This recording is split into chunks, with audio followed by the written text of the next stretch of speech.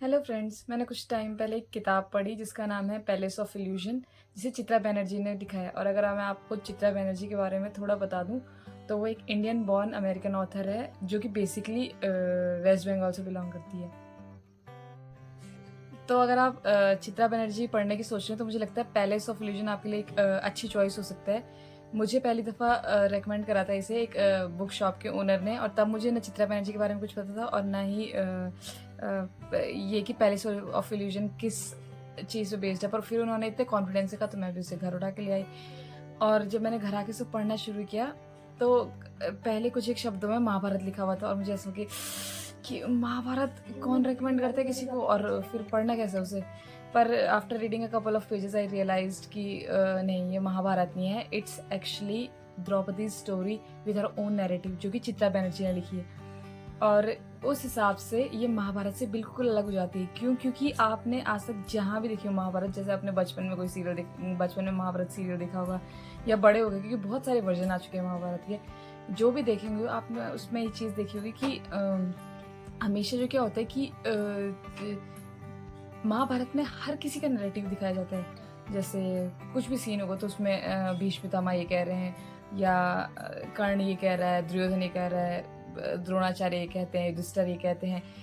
और वो एक इंसान, सिवाय उस एक इंसान के जिस पे सारी आपकी लगभग महाभारत डिपेंड है, उसका कोई ओपिनियन नहीं रखा। जैसे द्रौपदी का कहीं कोई ओपिनियन का जिक्र नहीं होगा, सिर्फ ये होगा कि हाँ कुछ घट रहा है उनके साथ, पर ऐसे कुछ जिक्र टाइप, मतलब उनका खुद का ओपिनियन नहीं दिखाया जाता।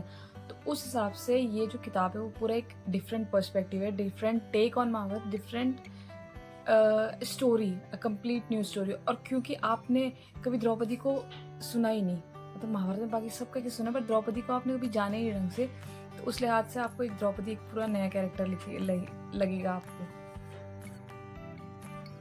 और क्योंकि द्रौपदी का नैरेटिव है, इसलिए हमें यूजुअली जो भी सीन महाभारत में बोर करते हैं, जैसे युद्ध है, बड़े बड़े डायलॉग्स है, ये सब चीज़ें नहीं है, क्योंकि इसमें सिर्फ द्रौपदी का ओपिनियन है। अगर कोई भी सीन चल रहा है, जैसे हम वो सभा सीन, द फेमस सभा सीन है, और इन फेमस फॉर दैट मैटर, जब वो चल रहा है तो उसमें और किसी का जिक्र नहीं है सिवाय कि what was going through her head when what that was happening. तो हर सीन इसी लिहाज से लिखा गया है, इसलिए स्टोरी पढ़ने में थोड़ी इंटरेस्टिंग लगने लगती है हमें।